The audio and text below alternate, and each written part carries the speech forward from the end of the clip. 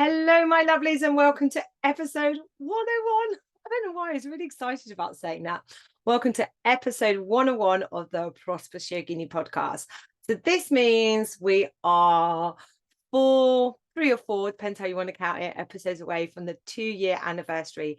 Episode 105, okay, will be 2 years of the Prosperous Yogini Podcast. And before I dive into today's topic, which I'm really excited about today's topic, there's going to be some changes around here in a really good way, by the way. The Prosperous Yogini Podcast is carrying on. It's going to be growing from strength to strength. But I have decided to make the 2-year mark the start of season 2. In the podcasting world, I've noticed there's like different ways of doing it. And some people just keep rolling with, episode 5 million, and other people do seasons. And to be honest, I didn't really know what to do. So I've just been turning up, as you know, every week for you guys and recording. But I'm going to use the fact that we're at the 2-year anniversary mark to start season 2. And it also is just beautifully coinciding with a little bit of a shift in me, a shift astrologically, a shift in humanity. I mean, there are so many shifts right now, but a shift in me and the way I am running my business and what I'm offering. So the first thing I want to just reassure all the yoga teachers out there, I am 100% still here for you. My 14 plus years experience of a yoga teacher is absolutely one of my superpowers, and I'm going to continue to share that experience. But over the last sort of like couple of years, what I've been doing, and like even the podcast is a great example, it is not just confined to helping yoga teachers. I know that the advice and my experience and my knowledge goes way beyond this, and lots of the listeners to the podcast are female entrepreneurs, maybe female soul-led entrepreneurs. We're all in this business of, we have a passion, we have something that we love, that we found that helped us, then we get called to help other people. And this is really relatable to today's topic, by the way. We get called to help other people, so we train in whatever it is we want to train in, and then we start sharing our gifts with the world and providing a service. And it's all coming from the heart, it's all coming from the soul, it's all coming from this desire to serve. And this is often how women find themselves, or just naturally choose to go into the world and create businesses. It is so common for women to be in this position. And I feel very, very, very called right now to expand, for want of a better word, expand into helping soul-led, service-based female entrepreneurs.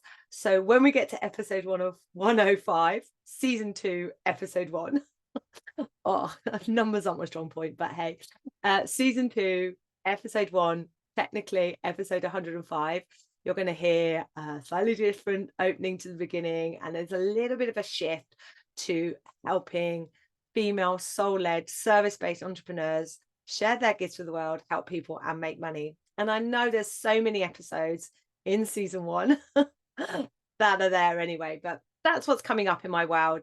And you will get to see that reflected in the offers that I will start offering. So all the support for yoga teachers, the yoga teacher training, that is going nowhere. My deep love of yin yoga and my fantastic both online and in-person yin yoga teacher training course, still going strong. But there, I cannot share it with you now, but I don't know, there are some dates set in stone for the autumn. And actually before the autumn, after the podcast party, I've got a stellar idea for a 4-week online course, which I will be sharing with you after that 2-year anniversary podcast party, and inviting you to join me.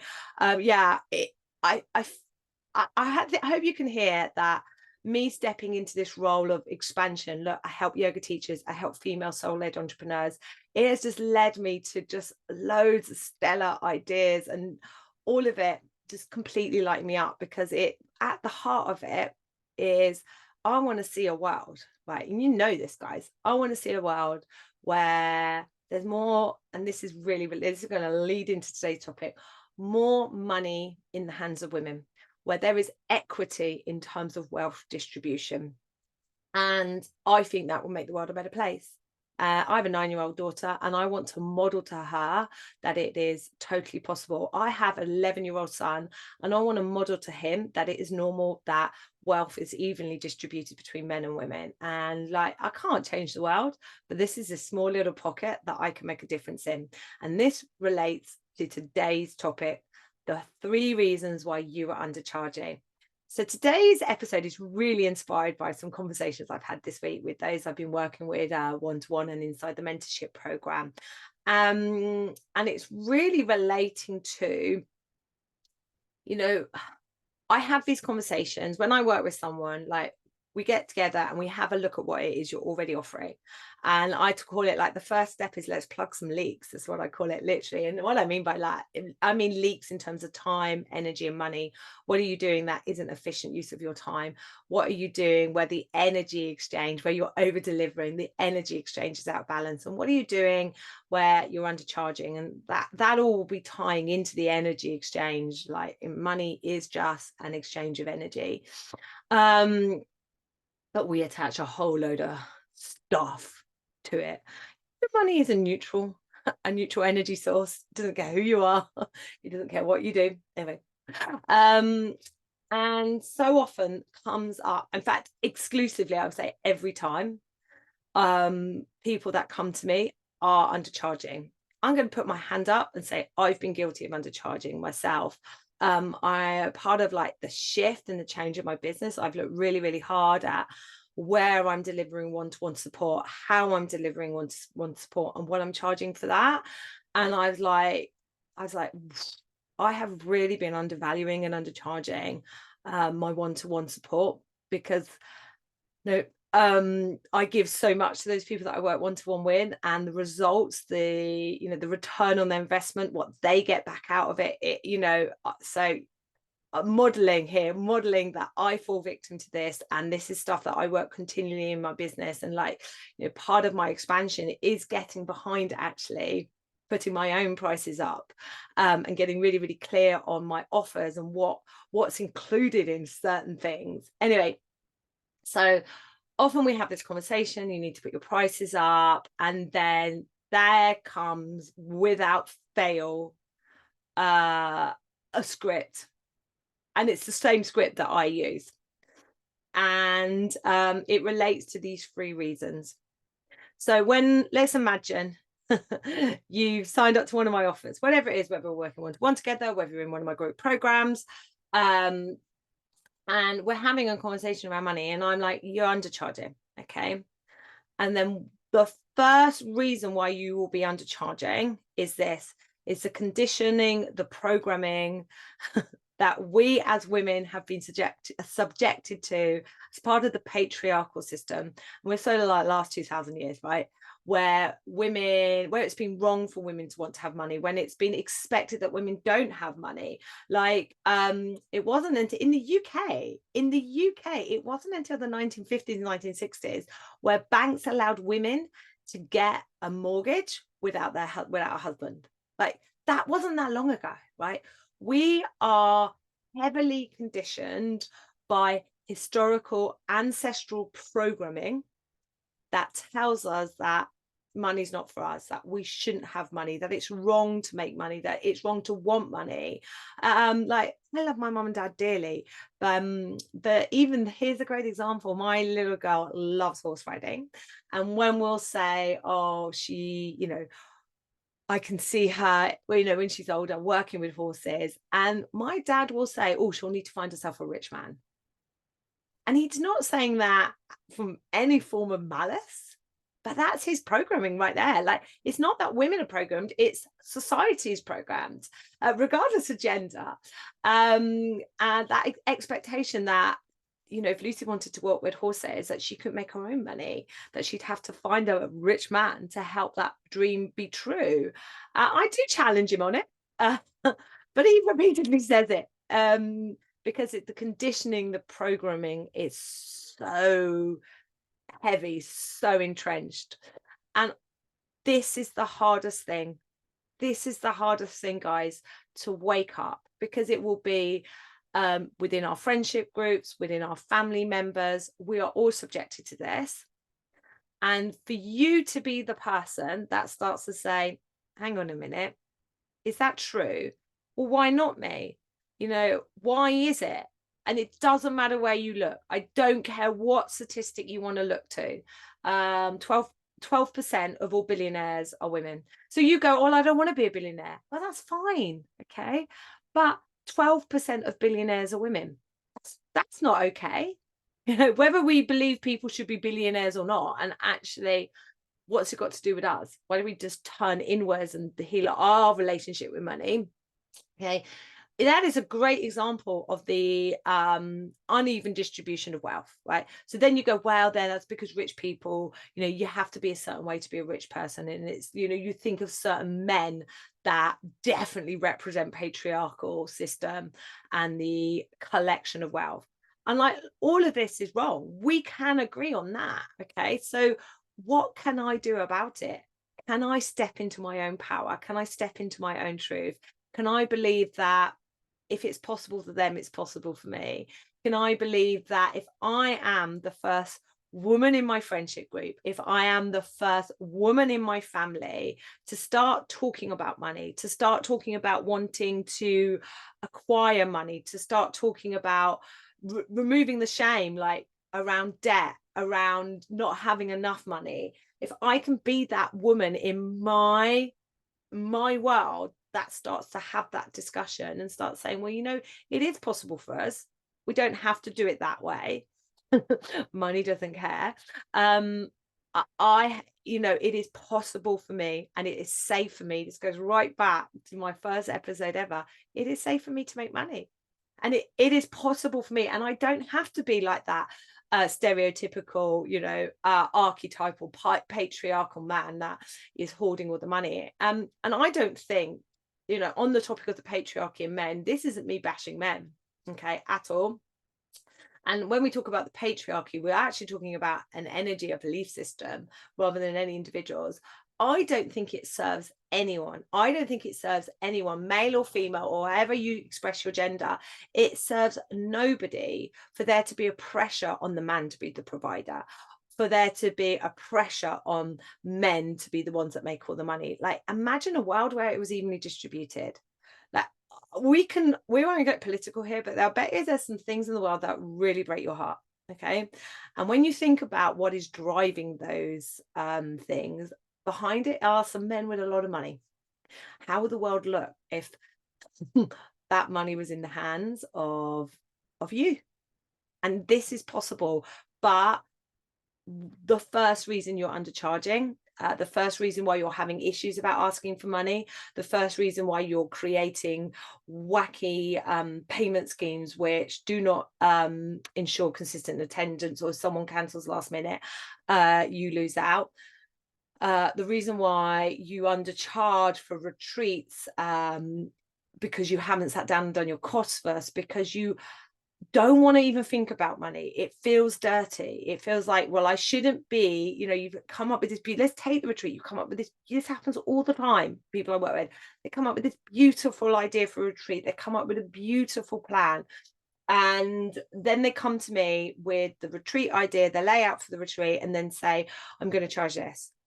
What do you think? Right? This is like every time. And I will say, I cannot comment on that price until I know your costings, until I know how much it's going to cost you to run that retreat, until I know what your break-even point is, till I know how many people are going to have sharing doubles or singles rooms, like all of this stuff, because you've got to know your facts and figures. You've got to be a little, it's not cold, it's neutral. You've got to be neutral around the money, because otherwise you put together this wonderful retreat, you grossly undercharge, and then you realize that it's a massive undertaking for you, and you do it and you think, God, I'm not doing that again. It weren't worth it. That weren't worth my energy. Well, it absolutely was if you'd been charging more. Same when your class numbers are low and like you're like, oh, what do you do? Drop in. I drop the drop in. Like, human beings, we are flaky. Things come up, the sun comes out, our car breaks down, we go on holiday, or we have a bad night's sleep, or we just get stuck watching repeats of I'm really into the Doghouse on Channel 4. We get stuck watching repeats of the Doghouse on Channel 4. And then we think, I can't be bothered to go to my yoga class tonight, for example. Well, you still show up, you still rent the hall. You know, where's the commitment to each other there? But again, it comes down to the conditioning and the programming that we are not thinking about money, that it feels wrong, that it feels dirty. But, you know, I'm sharing my gifts, I'm passionate about this, I'm helping people, you know, and this is what, whether it's yoga, Pilates, massage, or any other healing bodywork modality, you are helping people, you are transforming lives. Okay, it's not wrong. It's not wrong to make money from that. You're not doing it. Nobody ever goes, oh, I'm going to do this. This is what you've got to get our head round about being soul led. We never go, I'm going to take this podcast. I never went, oh, I'm going to start a podcast so I can make loads of money. Right, that was not what I thought. I was like, there is no way. Also, if that was the reason why I started this podcast, there's no way I could turn up every week for 2 years, nearly 2 years now, and record this for you guys, right? I've done this because I want to make a difference in the world, because I know my experiences, you know, of being a female soul-led entrepreneur. I know that they need to be shared with the world. I know people aren't talking about this stuff enough. I believe that we totally need to take a different approach to business, like all of these strategies, and do it this way and that way. You know, great, but where's the energy work first? Get behind the energy, tap into your inner guidance systems, use like the yoga, the breath, the meditation, the affirmations, nervous system reset. Do this energy work, right? And then you will get guidance on the strategy that works for you. Because the reason why there's so many strategies out there is the same reason why there's so many schools of yoga out there. Like, we are so blinking unique and individual. There isn't a one size fits all. Anyway, so first reason why you're undercharging is because of the conditioning of the programming. Don't even get me started on the witch wound, right? That as women, we have been subjected to for thousands of years. Okay. And I'm just going to ask you with so much love and compassion to just start noticing when you tell yourself, I can't do this, I shouldn't do this. When you look at someone, go, oh, they're rich, you know, and you have that opinion of a rich person, I want you to start considering your relationship with money. And I want you to work, and I'm with you. I am working on this, my darlings, with you, to getting really neutral about it. Okay. And at the very least, that will help you with your costings and your pricings of your offers. Okay. Reason number two, it's kind of all a bit interlinked. Reason number two is because we're all just copying each other. This is one of my favorites. So I'm sitting down with a yoga teacher and I'm saying, look, you're undercharging for your classes. You need to charge more. This is just not sustainable. And she will say, well, everyone in my area is charging this. I can't charge more than this. I'm like, whoa, because everyone in your area is female, probably. Most yoga teachers are female. Everyone in your area is also subjected to the conditioning and programming of the patriarchal system, which looks to keep women small and keep the money out of our hands. Okay, so you're all just copying each other. I was like, can you be the person that leads the way? Can you be the most expensive person in your area? Okay, I'll tell you a little story. This is going back years now, guys. Years. So when I first started teaching in Cornwall, 2008, 2009, like literally the going rate was £5 drop-in. Like everyone was £5 drop-in. It was a done thing. So I'd start copying each other. And I remember when I radically put my prices up to £7 per class and made it more a block thing. It still wasn't that tied down, but hey ho, it's a step in the right direction.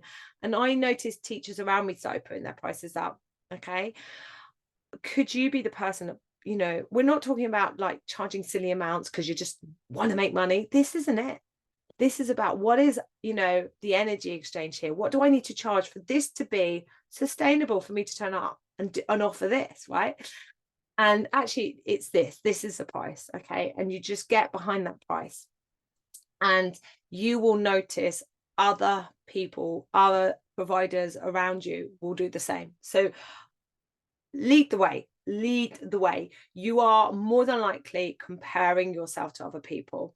And I do think, like, when someone comes to me and says, what should I charge for this? And it's an in-person local thing, I will say, okay, do some non-attached, thank you, potentially non-attached neutral research on like the average going rate in your area.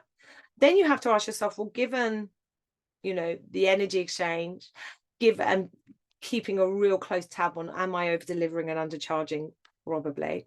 Keeping a real close tab on that. What will I charge? Okay, so I think there's a value still in having a look, but then when it comes to the online world, like literally, I read a great email from someone who's got a large online, not yoga related course business, and she's like, literally, she's got courses that she could charge anywhere from $9 to $997.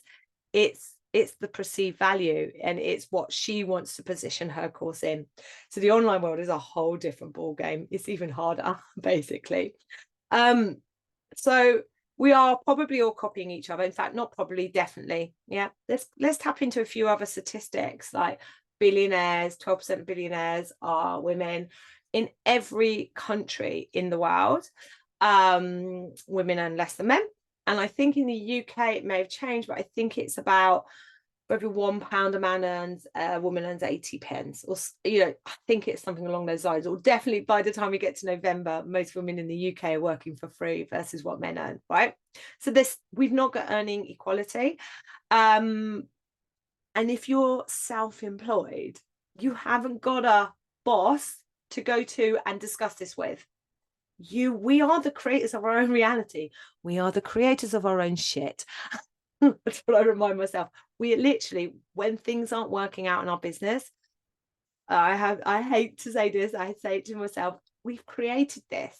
And if you're like, God, I'm not earning enough money, I'm burning out, I'm tired, I can't do this anymore, you have to look at where you're using your energy, where you're using resources, and what you're asking in exchange for this, aka money. Okay, so number one, conditioning and programming. So that is a lifetime, by the way, a lifetime of undoing. And I actually think I'm just leading the way. I might not undo all of mine in this lifetime, but I really hope I can pass the baton on to my daughter. I hope I can pass the baton on to future generations. Number two is we're all copying each other.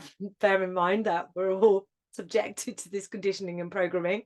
So we're all undercharging. In the yoga industry, I do think as well, there's this real sense of like, it's wrong to earn money as a yoga teacher. So also in the mix of all of this, is there some programming beliefs around the industry that you're working in? Okay. And then finally, I haven't, you know, already mentioned it, because although there's three reasons, they are all interconnected. As a soul-led entrepreneur, as someone, and let's just take the yoga teacher example for now, right? Why have you trained to be a yoga teacher? It certainly wasn't, you didn't wake up one day and go, oh, do you know what, I want to earn a shed load of money, I'm going to train to be a yoga teacher. No, nobody does that, right? Okay, you can earn a shed load of money as a yoga teacher. That is absolutely possible, because that is happening, right? Plus the yoga industry is a multi-billion-dollar industry. Parking all of that aside, because when the noise in the mind stuff, when you're programming, when you're conditioning, when your belief system kicks in, the only thing you can do is go to look to the facts and the figures. The only place you can go is to a neutral place, right?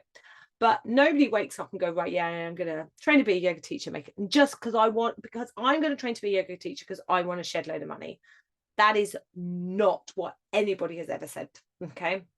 And if they have, that's not sustainable, because the reason why we thrive and, you know, persist in growing our businesses and working through this stuff, right, is because we are led by a deep-seated why of wanting to share this practice with others. Why? Because you found it. It's made a huge difference in your life. You'll have a story as to why you train to be a yoga teacher, why, and in the mix of that might be, I want to be self-employed, I want to have flexible working hours, I want to go travel the world. There'll be other reasons, but underneath those sort of like superficial reasons, will be a deep-seated why of wanting to share yoga, wanting to help people. Okay, so then you're like, well, that feels a bit off that I'm asking money for this. I want to help people, right? And this is why I think we undercharge, because we feel guilty. It feels icky. You're like, well, I've done this to help people and I really want to make a difference to people's lives. And I feel off charging for it. I certainly off feeling charging too much for it. And then one of the things that comes through when I say to someone, you need to charge more, is this: well, I want to make my classes exclusive. Exclusive. Yes, that's what we should do. Sorry. I want to make your yoga classes should absolutely be exclusive, and you should have a wait list of people queuing to get into them. Sorry, I meant to say inclusive. Freudian slip. Universe just letting us all know, by the way, what we should be doing. I'm getting goosebumps at the moment. This is like the universe going, yes, your yoga classes should be exclusive. They should be waiting lists of people queuing to get in. No, what people say is, I want my classes to be inclusive. I can't, charging more feels wrong. Charging more feels bad. Charging more will mean people can't come. And I'm often like, literally, when it comes to classes, we might be talking about a couple of pounds difference here. Like, so if you're charging £8 and I'm suggesting you move to £10, like this £2 difference, like honestly, for those that can and are willing to use their money to come to yoga classes, those £2, it makes no difference to them, huge difference to you.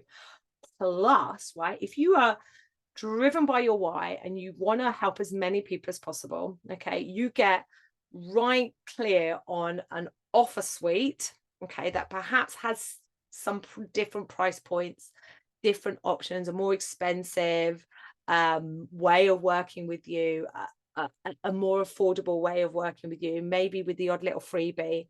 Okay, you've got yourself an offer suite with a diverse price range. Okay, and then you've priced all your offers, how many you've got, accordingly, right? So they've gone, this is how much it has to be for me to do it.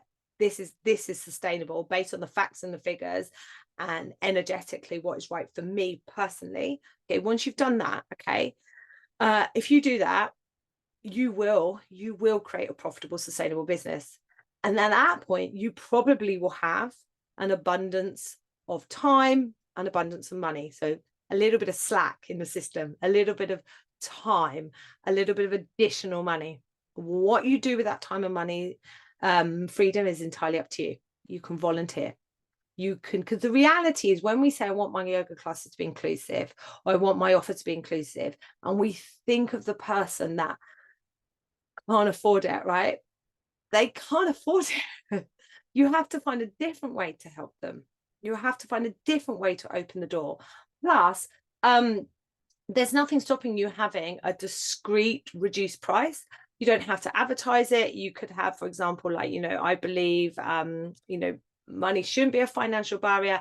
If you're facing a financial barrier, please get in touch. Okay. And then you can just judge it on a case-by-case basis. For example, I do offer scholarship places, which is 25% reduction on places into all my training programs for yoga teachers. But for me personally, the best thing I can do if I really want to be inclusive is be expensive. Now, I don't mean it like be so expensive that no one can afford it, but be expensive. Like, you will feel like you're expensive, but actually it probably is you charging the right amount of money.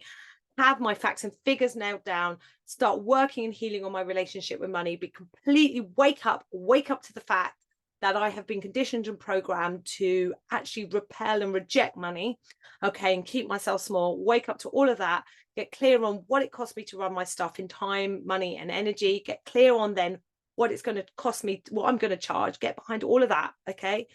And then if you want to hook up with a charity, and actually charities can draw down funding and still pay you, hook up with a charity and give some of your time, give some of your expertise to that charity, great.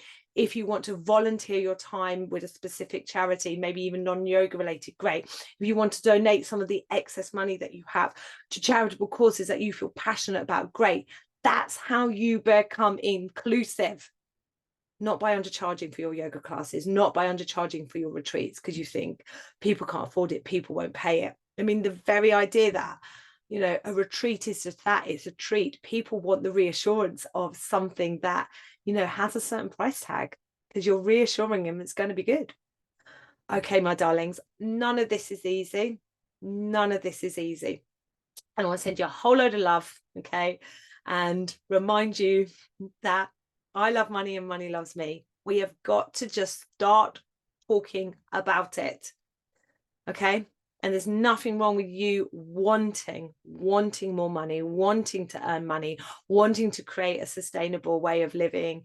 Mixed into all of this, women, we are often primary caregivers, whether it's children, dogs, elderly people, you know, mixed into all of this is the other duties that we take on. Like, can we form ways of working, ways of earning money that allow us to honor our, I'm going to say feminine duties, and I don't mean it as in like this is what we're expected to do, but the feminine things that we are called to do. All right, my darlings. So on the topic of things shifting, next week, so I don't know what the date is on Monday the 20th of May, I've got a couple of announcements.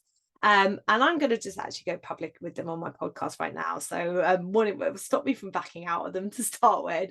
And two, it gives you guys like an initial heads up. So in part of shifting my business and expanding into a wider range of offers, I've got to get I've had to take on board my own advice here, and I've had to get like really serious about what it is I want to do, what it is I want to offer, and when. So I've made two pretty radical decisions. The first one, I have pre and postnatal yoga teacher training courses. They're online, they're pre-recorded, self-paced study largely, obviously with my epic support as you work through them. These are the courses that I created actually this time 4 years ago when we were down in lockdown. They are my first online courses. They're great. I've had over 100 teachers go through these courses and go on to create businesses teaching bumps, mums and little ones. And they're still great. But energetically, it's time for me to say, I'm going to retire them out. So if you've been like hovering over training in pre and postnatal yoga with me, you like the way I run my online courses for them, you have until the end of May to come on in, and then they'll be running for a further 12 more months. And then following on from that, I've made a big decision on my mentorship program. I know when the doors previously opened, I had said that they'll be reopening in like July and then in the autumn. Looking at my autumn schedule, I have decided that the doors to my mentorship program are not going to open again this year. So if you want to come in and be part of my mentorship program and work with me until the middle of December, again, I'll be reopening those doors to the mentorship program on Monday until the end of May, and it will be your time to come on in this year. All right, my darlings, check in on social media, check in on my email list, or drop me an email if you want any questions about that. And I will see you all next week.